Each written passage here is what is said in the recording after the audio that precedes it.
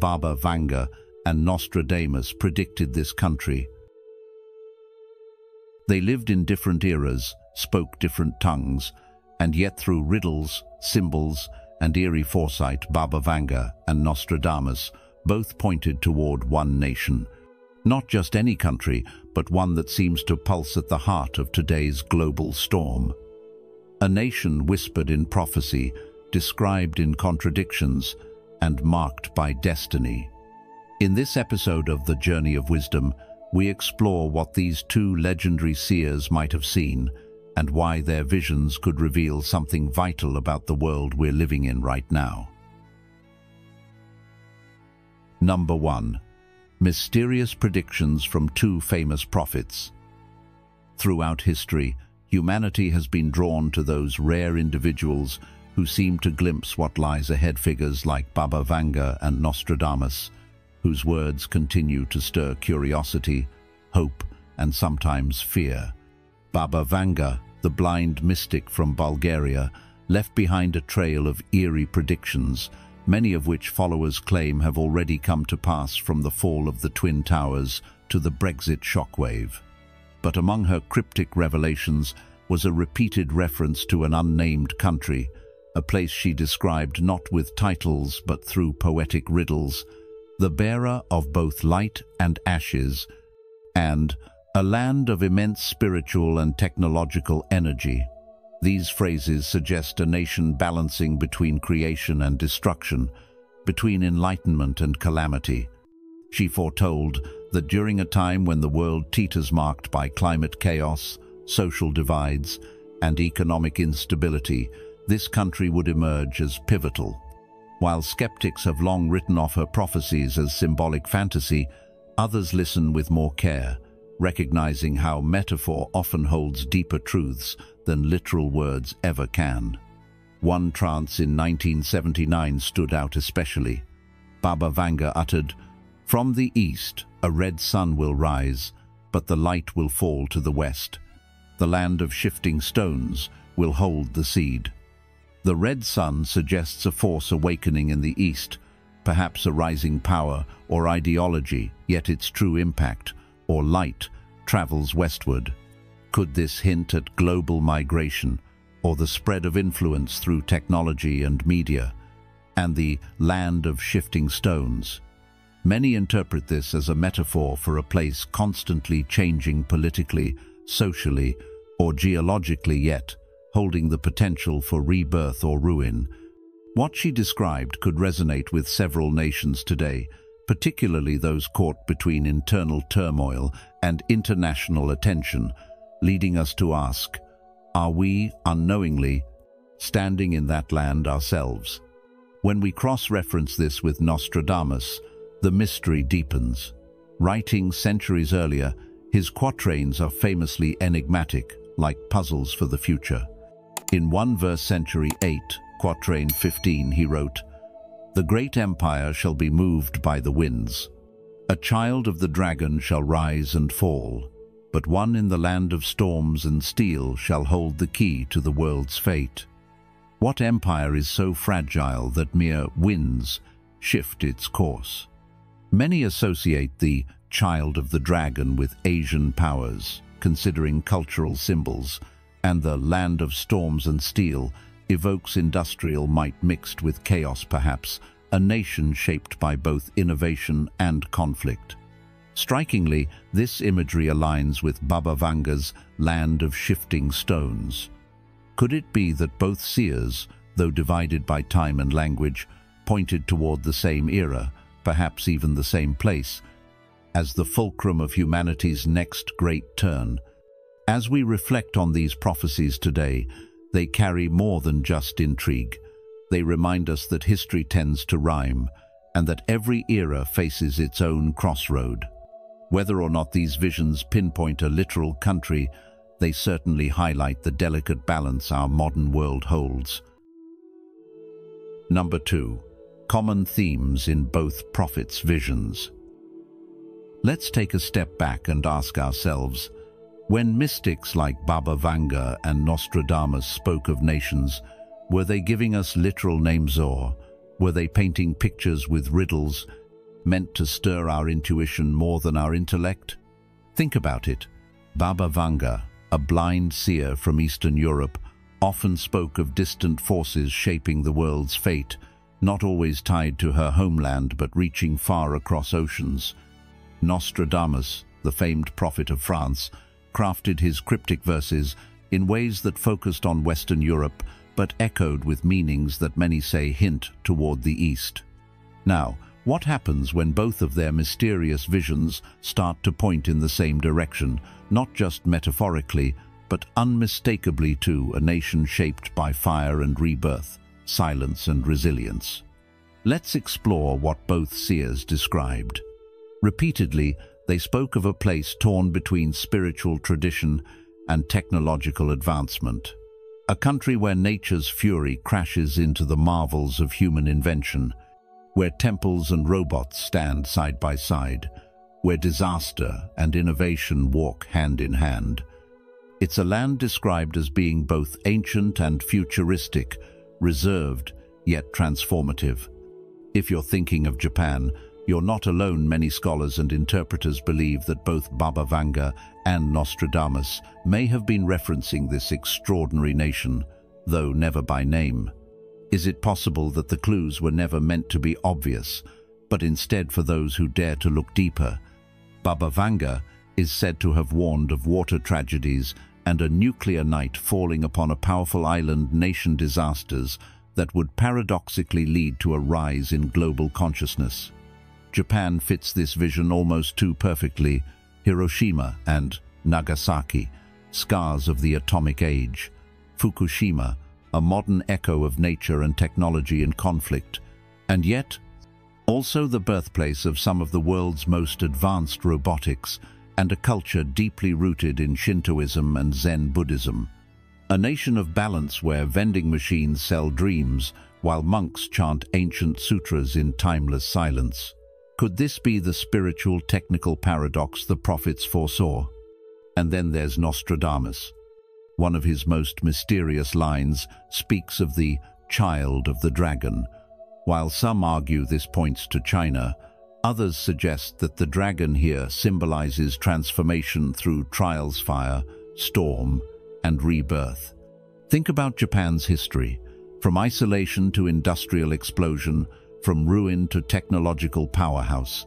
A country that, no matter how battered by war or shaken by earthquakes, finds its footing once more. Scarred but not broken. Is that not the soul of Japan? Now consider this. Both prophets mentioned a time, after midnight, what Baba Vanga called the 13th hour. This isn't just a poetic way of saying Latit, symbolic of being on the edge of something final, something fateful. Could this hour be today, as the world faces environmental crises, rising tensions, and digital revolutions? Baba Vanga once said, "They will look to the old empire for new ways. In silence, they create what others destroy." Doesn't that reflect Japan's quiet but persistent innovations, its philosophies, and its re-emergence on the world stage? And what about Nostradamus's cryptic verse? "When the eye of the moon rests on the twin hills, the sleeping sword will awaken." Could this refer to Japan's long-dormant military presence bound by its post-WWIE pacifist constitution stirring once more in today's uncertain global climate? This isn't just historical curiosity, it's a vital question about the role Japan may play in shaping the next phase of human evolution. Will it lead us to harmony or be forced into conflict? So, ask yourself, what are we to learn from these visions? Are we seeing Japan as a similar reflection of ourselves? A mirror held up to humanity, showing us the fine line between creation and destruction, between wisdom and recklessness. In Japanese philosophy, there's the concept of mono no aware, an awareness of impermanence, of the beauty and sadness found in fleeting moments. Cherry blossoms bloom for only a short time, reminding us that nothing lasts, and yet everything has meaning. Is this the message Baba Vanga and Nostradamus were urging us to hear, that through Japan's journey we might awaken to our own, And here's where the journey becomes personal. If the prophets were right, then we're not just passive spectators. We are part of the world they foresaw. So, how will we respond? Will we chase more machines and power, or turn toward balance, wisdom, and simplicity? Will we be the storm or the calm after it? The lesson here is powerful. Greatness is not in domination, but in harmony. The prophets may have veiled their truths, but their words challenge us to think, to observe, and to grow. Japan, in all its silence and song, destruction and grace, might just be the lantern guiding us through the darkness. And so I ask you, what will you choose to see? What will you carry forward from this vision? Thank you for watching today's video. Before we dive into the next section, I just want to take a moment to express how grateful I am to have you here with us. It's wonderful to know that you're part of our community. I'd love to hear your thoughts on Baba Vanga and Nostradamus's predictions. Feel free to share your perspective, or if you're not sure what to say, simply drop a comment saying, "I'm a new explorer," if you're just joining us, or "I'm a believer," if you've been with us for a while. Your comments mean a lot to us and inspire us to keep going. Now, let's continue exploring together, shall we? Lessons from Prophecy, Japan and the Path to Balance. As we look back at the prophecies of Baba Vanga and Nostradamus, there is a clear message beyond a simple prediction about a single country. These prophecies remind us of the challenges the world is facing today, and more importantly, they point to a path we can learn from nations like Japan, which has found ways to survive and thrive in the face of great challenges. Number 1. The ability to innovate after crisis.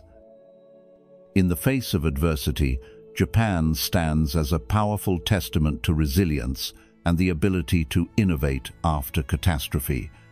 When we reflect on the devastation caused by the atomic bombings of Hiroshima and Nagasaki, or the tragic Fukushima earthquake and tsunami, we see a nation that not only endured unimaginable hardship, but emerged from it stronger, more inventive, and globally influential.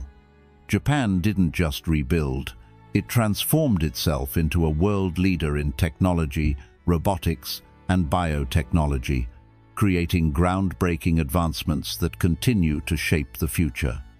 This remarkable journey of renewal is rooted in the nation's unique ability to combine a forward-thinking vision with the spirit of rebirth after disaster. Instead of dwelling on the pain and destruction of the past, Japan focused on creating a brighter, more innovative future. As the Buddha wisely said, "The mind is everything. What you think, you become." This captures the essence of Japan's recovery, its ability to shift focus from destruction to creation, from despair to hope, from loss to growth. This lesson is particularly relevant to our own lives. No one is immune to life's unpredictable crises, whether personal, professional, or societal. However, it is not the crisis itself that defines us, but our response to it. In the face of challenges, we can either allow ourselves to be consumed by fear, anger, or sorrow, or we can choose to view these moments as opportunities for growth and reinvention.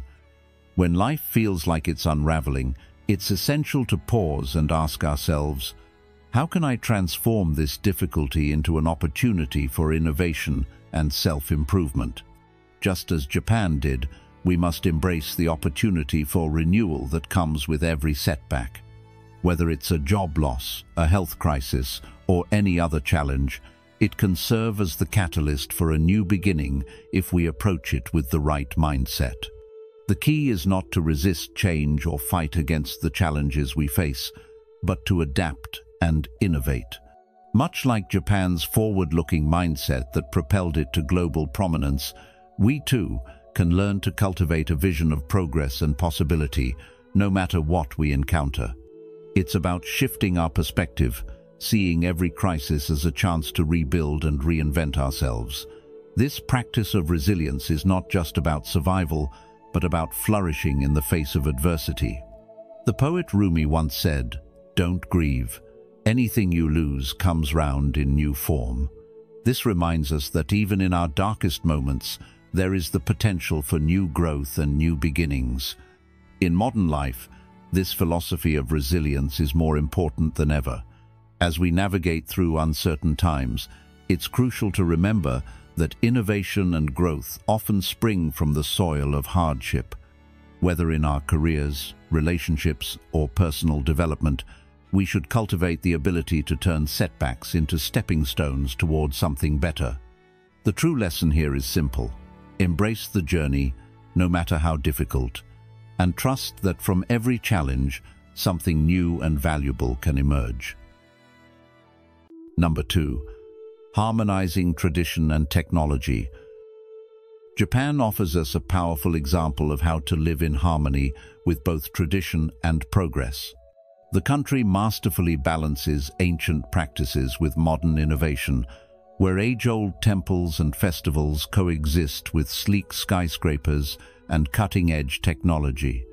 This seamless integration of the old and the new isn't just a testament to Japan's adaptability, but also to its deep respect for both cultural heritage and the future. This balance is seen in every aspect of Japanese life, from how they build their cities to how they approach advancements in technology while still honoring their spiritual roots. The lessons here are incredibly valuable for us all, especially in a world where rapid technological advancements often seem at odds with maintaining our traditions and values.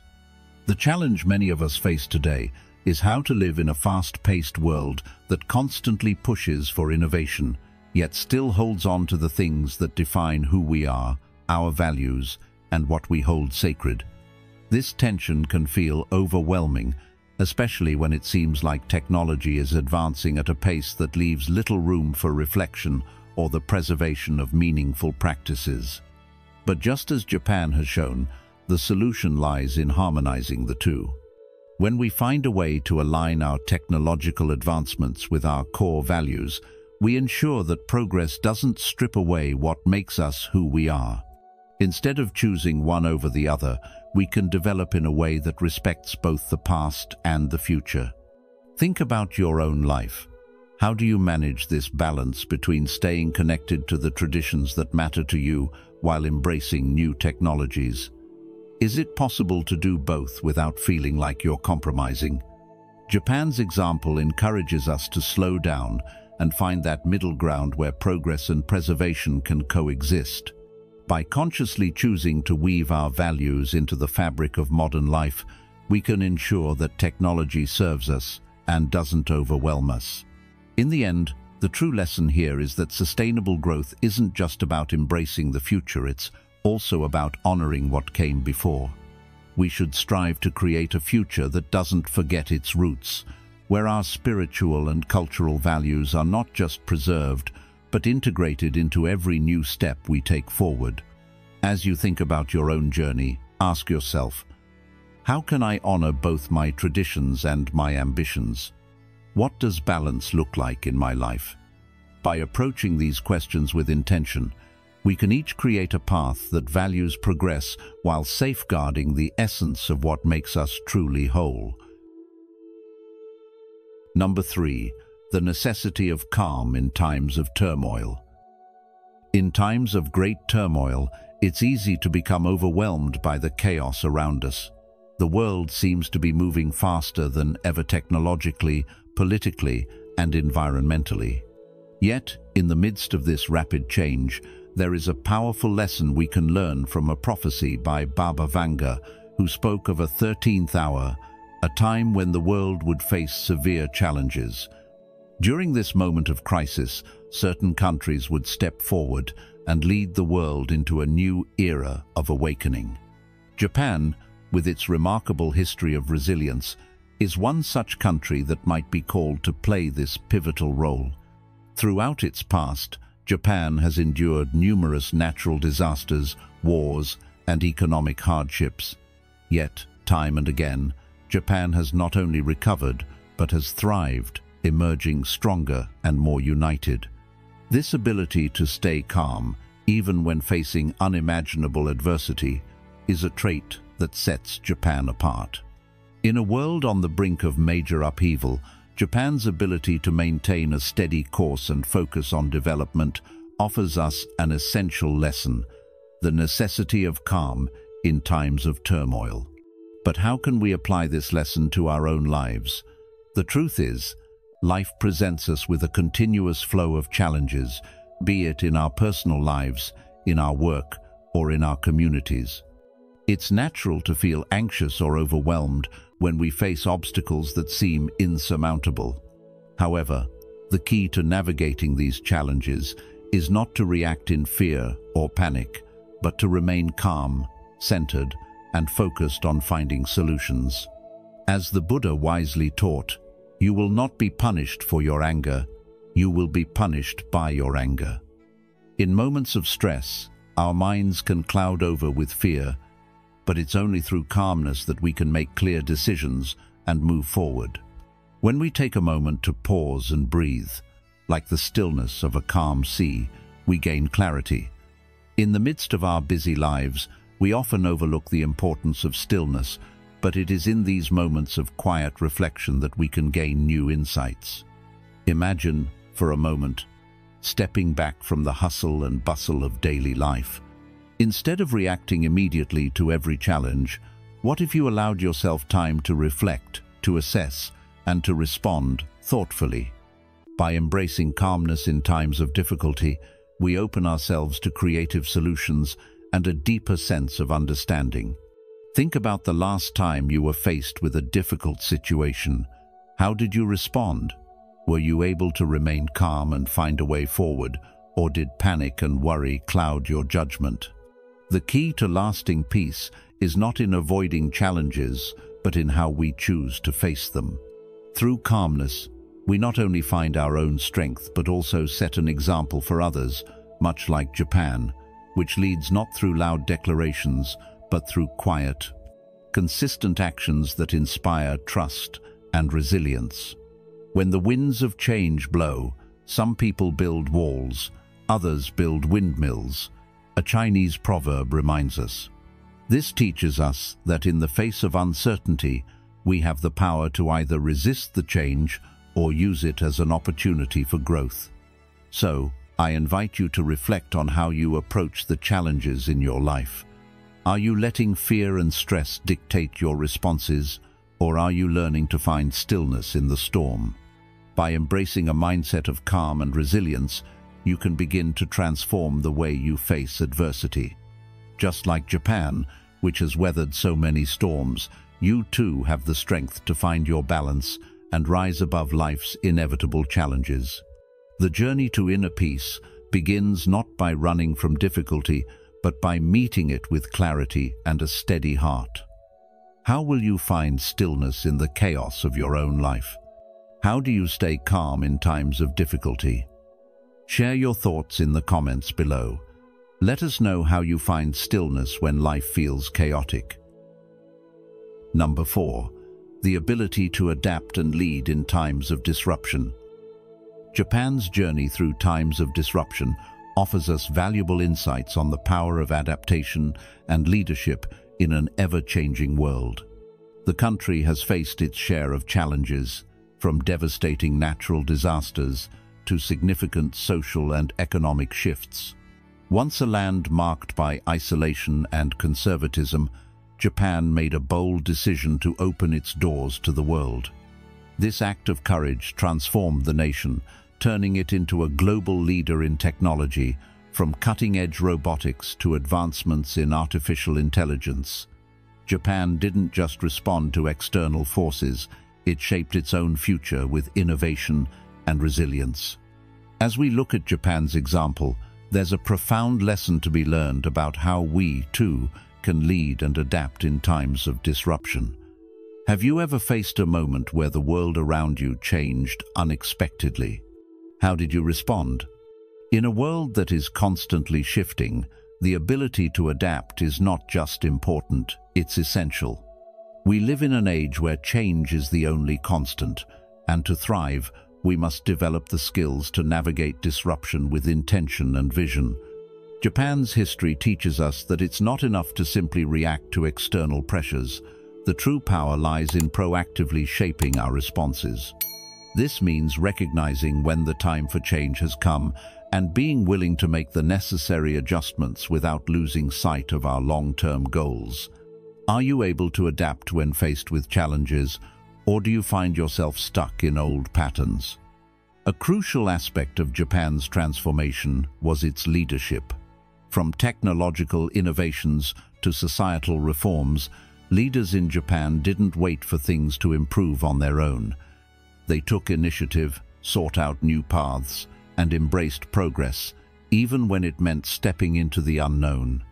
This is the kind of leadership we all can learn from, especially in moments of uncertainty. It's about leading ourselves, first finding our own stability and confidence, and then extending that to the world around us. How often do we take time to reflect on where we are heading and whether we are still aligned with our personal vision? The message here is clear. To thrive in a constantly evolving world, we must learn to lead with purpose, adapt with grace, and remain committed to our greater goals. Change is inevitable, but how we respond to it defines our future.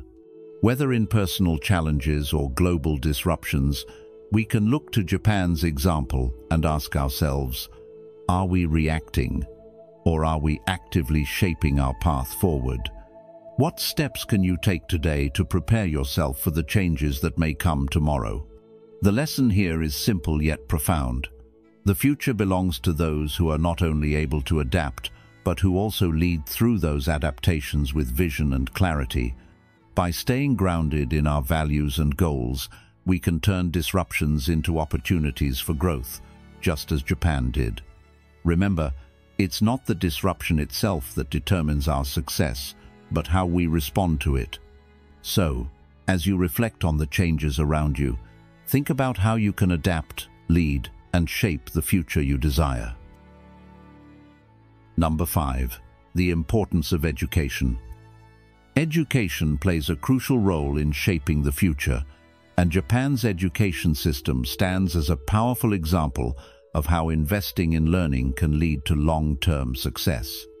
What makes Japan's approach so effective? It's not just about learning facts or acing tests. Instead, Japan has built an education system that goes beyond traditional academics and prepares its people for the challenges of a rapidly evolving world. At its core, Japan's educational philosophy emphasizes not only knowledge but also leadership, creativity, and problem-solving skills that are essential as we navigate the complexities of the 21st century. Have you ever wondered how education can be more than just about memorizing facts? Japan teaches us that true education is about nurturing the qualities that allow individuals to adapt, innovate, and lead in a fast-paced world. In a society that is constantly changing, it's no longer enough for students to simply be good at math or reading. They need to develop the ability to think critically, collaborate with others, and tackle problems with fresh perspectives. In Japan, this focus on holistic education means that students are trained not just to excel in academics, but to be well-rounded individuals who can contribute to society in meaningful ways. Now, think about the world your children will inherit. How are we preparing them for the future? What skills will they need to thrive in a world that's rapidly changing due to technology, global challenges, and shifting social dynamics? These are important questions for any society that hopes to sustain progress and foster harmony. The lesson here is clear. To ensure a better tomorrow, we must invest in our children's education today, not just in terms of what they know, but in the type of people they become. By focusing on developing soft skills such as leadership, creativity, and problem-solving, we help prepare them for a future that will require more than just technical expertise. These qualities will empower them to think on their feet, make informed decisions, and collaborate with others to address the complex challenges of the modern world. Furthermore, A strong educational foundation is key to helping young people navigate the uncertainties that lie ahead, equipping them with the resilience and flexibility to thrive in an ever-changing world. So, as we think about the future, we must ask ourselves, are we doing enough to prepare the next generation for the world they will inherit? What kind of education will best equip them to make a positive impact? This is where we can take a lesson from Japan and rethink the way we approach education. It's not just about what students learn, it's about how they learn, what they value, and how they can contribute to the world. Number 6. Proper response to disasters and changes. In the face of adversity, one of the most insightful lessons we can learn is the importance of preparation and quick, thoughtful responses to disasters and changes. Looking at history, we find examples that stand as beacons of resilience sown of the most remarkable being Japan. This island nation, often referred to by Nostradamus as the land of storms and steel, has faced its fair share of natural calamities, from tsunamis to devastating earthquakes. Rather than succumb to despair, Japan has transformed these challenges into opportunities for growth and innovation. The prophetic image of the child of the dragon may symbolize resilience, and Japan's response to such disasters exemplifies this power. The country has continuously used cutting-edge technology and a deeply ingrained culture of preparedness to not only rebuild after such catastrophes, but also to minimize future risks. This remarkable adaptability showcases the importance of not only anticipating potential threats, but also acting with foresight. As Buddha once said, "The mind is everything. What you think you become." This wisdom is particularly relevant when dealing with life's uncertainties. It encourages a mindset of proactive readiness. Preparation is not solely physical, it also requires mental strength, cultivating the capacity to face challenges with resilience and resolve. In modern life, many of us can feel caught off guard by sudden changes or unforeseen events, whether it's a natural disaster, a personal crisis, or even a global pandemic. Just as Japan has implemented systems to mitigate disaster damage, we too can benefit from building mental frameworks that allow us to face life's storms with clarity. It's crucial to recognize that while we cannot predict every disaster, we can control our reactions, responses, and preparedness. By learning from Japan's example, we can create our own systems of mental and emotional disaster prevention. As the famous quote by Confucius states, "The superior man is not affected by things, he responds to them." Cultivating a mindset of readiness and resilience, just as the Japanese people have done, is one of the most powerful ways we can navigate the unpredictability of life. It serves as a reminder that the power to shape our future often lies in our ability to prepare mentally, emotionally, and physically so that when challenges arise, we are ready to meet them head-on. The lesson is clear. Our response to the world around us can make all the difference in overcoming obstacles and emerging stronger. As we conclude today's exploration of Baba Vanga and Nostradamus's prophecies, it's clear that their visions are not just about predicting a specific country, but offering us profound lessons for our own journey. In their cryptic words, there is a call for balance, innovation, and resilience qualities that resonate deeply in our ever-changing world. Just like Japan, which embodies the harmony between tradition and progress, we too can find our own path by embracing challenges as opportunities for growth. If you found today's video thought-provoking, I encourage you to like, share, and subscribe to The Journey of Wisdom for more insights into how ancient wisdom can guide us in modern times. Don't forget to hit the notification bell so you won't miss any of our upcoming videos.